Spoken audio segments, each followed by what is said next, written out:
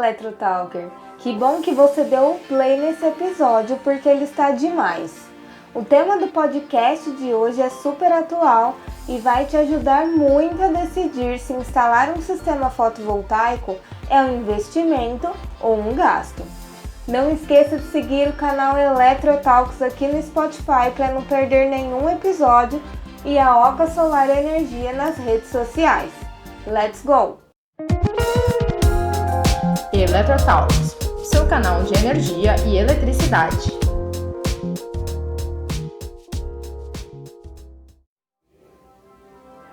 Hoje nossa entrevista é com o Ricardo, que é formado em administração, tem muito conhecimento e experiência na área financeira e hoje ele tem uma startup que ajuda investidores de varejo. Eu vou parar de falar, de dar spoiler, porque o Ricardo já está aqui comigo. Ricardo, seja muito bem-vindo. Obrigada por ter aceitado o convite de participar aqui com a gente no Eletrotalks. E eu vou começar pedindo para você se apresentar e apresentar um pouco mais o seu currículo. Oi, time Oca, super obrigado pelo convite de participar e estar aqui com vocês. Meu nome é Ricardo Penha Filho, nasci no interior de São Paulo, em Barretos, e aí estudei em Campinas, fiz administração de empresas. Depois que me formei, fiz um curso de Investment Banking na Sampo e ano passado eu terminei meu MBA no INSPER.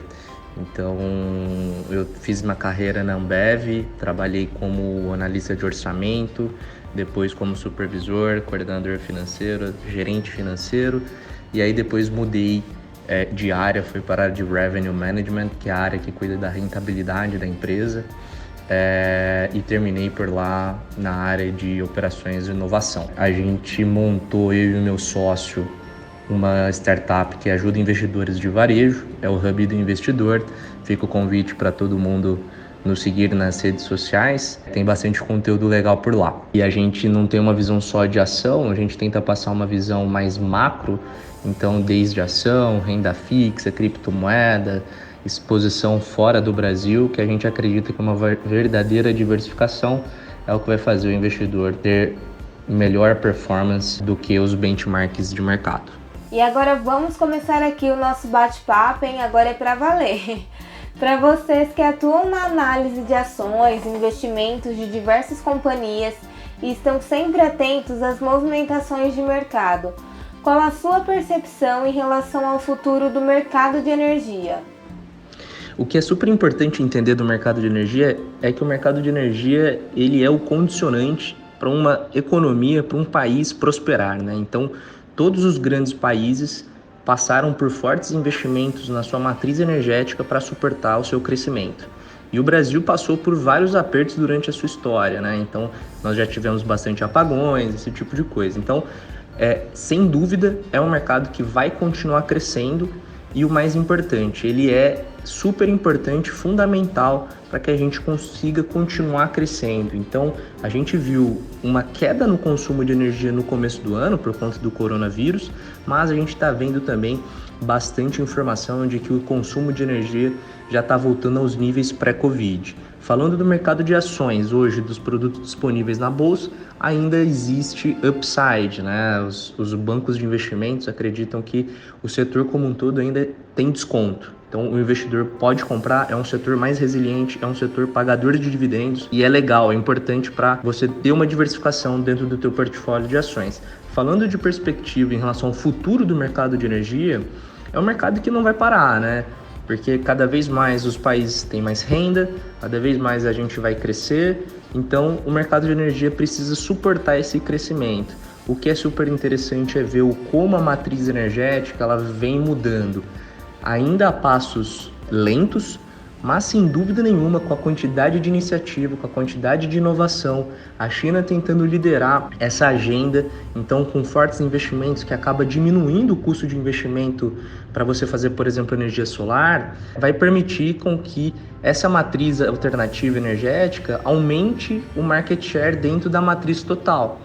A gente vê alguns estudos falando que até 2040, 2045, o mercado ainda vai depender muito do petróleo, do fóssil.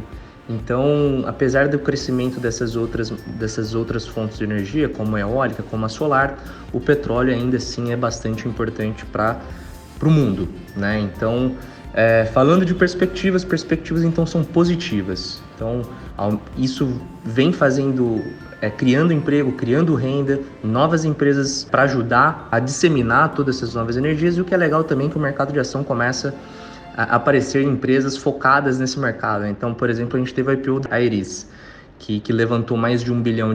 Eles constroem parques eólicos.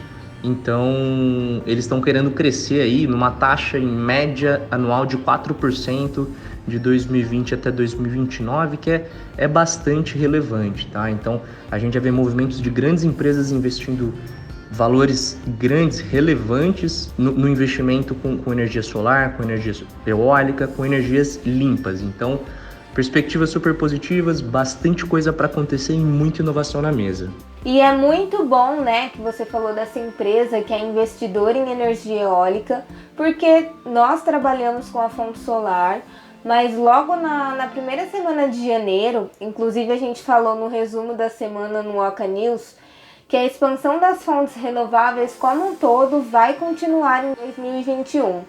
E isso é muito bom para o mercado de energia, para os consumidores e também para os profissionais que atuam ou pensam em atuar no setor. E Ricardo, você acredita que o aumento constante das tarifas de energia para o consumidor final tenha um papel importante no fomento do mercado de geração distribuída? Eu, como bom investidor, como um bom gestor de empresa, estou muito contra esse aumento de tarifas que frequentemente o governo impõe ao consumidor final. É ele que acaba pagando muitas vezes a irresponsabilidade, a falta de planejamento que o governo tem em relação ao futuro de energia no país. Então, as iniciativas que eu gostaria de ver não seriam aumento de tarifas, né? Eu gostaria de ver aumento da competitividade, desregulamentação do setor, facilidade para aumentar a competição, incentivos à inovação, mas a gente sabe como é que funciona o governo e a gente não consegue esperar muito disso deles. Então, o que é super interessante, o capitalismo acaba se ajustando, né? As empresas começam a buscar alternativas em vez de ficar dependendo do governo, e aí inovações começam a aparecer. Por exemplo, o BTG Pactual lançou um produto para pequenos empresários com foco no setor de energia. Então eles vão conectar consumidor, comercializador de energia e ainda ajudando financeiramente essas pessoas, essas empresas. São expectativa de 20 mil clientes, né, com esse potencial de migração. Então, esse aumento de tarifa, sem dúvida faz com que as empresas buscam alternativas. Então, projetos de energia solar em casa já estão crescendo num ritmo bastante acelerado, num ritmo bastante grande. A gente já começa a ver indústrias buscando alternativas. Então, seja como, por exemplo, com o gás natural, seja, por exemplo, com energia eólica, com energia solar. Então, sem dúvida que quando você começa a encarecer, quando você começa a impor dificuldades às empresas, à economia, o mercado vai buscar alguma alternativa para conseguir entregar uma solução melhor, uma solução que seja mais rentável para todo mundo. Você é contra o aumento das tarifas de energia, nós também, e eu acho que todo mundo, né? Ninguém gosta de não saber o que vai acontecer. Por exemplo, no mês de dezembro estávamos na bandeira vermelha, patamar 2, né? Que é a mais cara. Este mês, ainda bem que voltou para amarela. Mas mês que vem ninguém sabe o que vai acontecer e a gente fica nessa incerteza. E como você falou, cada vez mais procuramos novas alternativas para driblar a mudança dessas bandeiras, e as pessoas também estão procurando cada vez mais as fontes alternativas de energia. E para isso, o setor de projetos da Oca Solar Energia está pronto para atender você. Você pode solicitar o seu orçamento por meio dos nossos canais de atendimento, telefone, WhatsApp ou e-mail, e eles estão todos na descrição. E Ricardo, quando qualquer pessoa vai investir, existem diversos tipos de modalidades e aplicações, né? E agora eu vou fazer uma pergunta 2 em 1, porque o nosso tempo infelizmente está acabando. Eu queria que você explicasse para o ouvinte, como excelente investidor que você é, pode-se entender a aquisição do sistema fotovoltaico como um investimento ou um gasto? e com qual investimento ele se assemelha? O investimento no sistema fotovoltaico ele se assemelha muito ao investimento em renda fixa, muito por conta da sua segurança combinado com uma previsibilidade muito grande. Então, quando você vai fazer um investimento em renda fixa, você já sabe, né, o contrato já é definido. Então, se ele é pré, se ele é pós-fixado. E no caso do projeto fotovoltaico, ele também é um investimento, né? Ele também vai te dar uma rentabilidade. Então, como que você faria essa conta? Você tem que pegar todos os fluxos de caixa que vai funcionar, que são suas contas de energia por mês, fazer uma projeção por 25 anos, tem alguns projetos que podem durar até mais do que 25 anos, e trazer esse fluxo de caixa ao valor presente. Em algum momento você tem esse investimento inicial e a partir de algum ponto tem o payback, que a gente até comentou aqui no podcast um pouco sobre essa técnica, que o projeto vai ter se pago. E a partir desse momento ele começa a gerar fluxo de caixa positivo. Então, dentro dos 25 anos, qual que é a taxa interna de retorno? Essa conta que vai concorrer com a renda fixa. Então, sem dúvida nenhuma, tem que encarar um investimento desse como um investimento que seria uma renda fixa, por exemplo. Então, dentro da sua carteira, dentro de renda fixa, você poderia fazer essa comparação e, quem sabe, até também colocar essa grana dentro da que a gente chama da gaveta, né? Da gaveta de renda fixa, você vai ter esse investimento aí de fotovoltaico. Lembrando de todas as inseguranças que o Brasil tem, né? Então, vira e mexe, a gente tem problema de falta de energia, e aí sobe, vira bandeira vermelha, toda a questão regulatória. Então, além de você estar fazendo um investimento sustentável, um investimento seguro, sem dúvida, ele é um investimento, né? Não funciona como um gasto. Certo. E por último, para finalizar, como a gente pode calcular o retorno de um investimento de energia solar fotovoltaica? A tomada de decisão de uma aquisição de sistema de energia, se for olhar pura e simplesmente rentabilidade, deveria ser como se fosse comprar uma ação mesmo, né?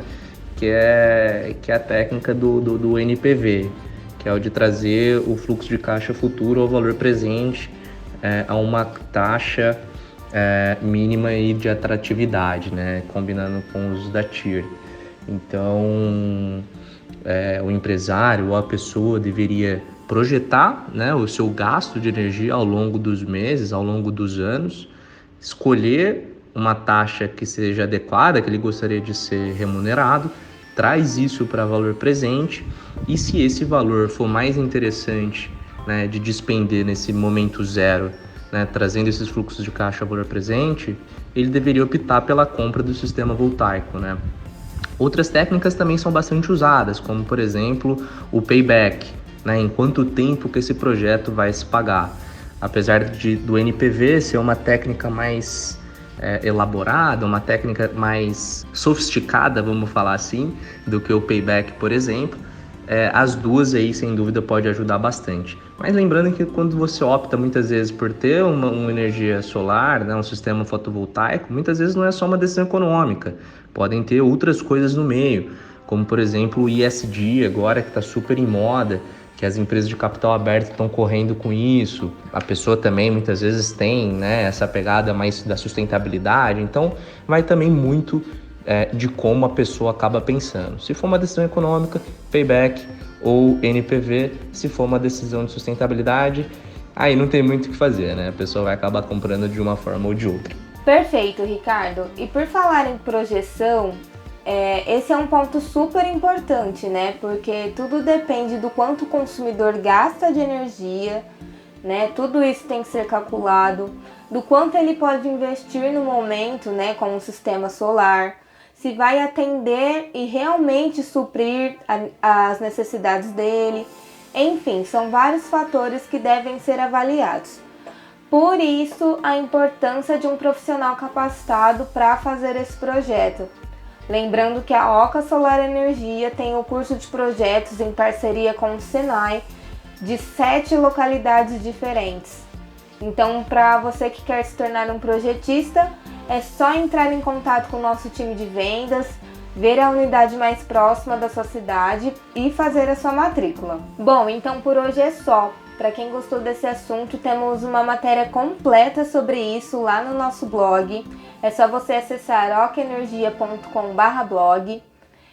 Ricardo, eu quero agradecer demais a sua disponibilidade, a confiança aqui no nosso trabalho. Desejamos muito sucesso e até uma próxima com certeza. Para quem quer saber mais sobre o assunto, é só seguir a Hub nas redes sociais. O Instagram é @hubdoinvestidor. Vai lá, segue eles porque tem muito conteúdo legal para você. Também vamos deixar na descrição do podcast. Não esqueça também de seguir a Oca Solar Energia nas redes sociais. Facebook, LinkedIn, Instagram, no nosso canal do YouTube e, é claro, não deixe de seguir o Eletrotalks aqui no Spotify. Tchau e até o próximo episódio. Eletrotalks, seu canal de energia e eletricidade.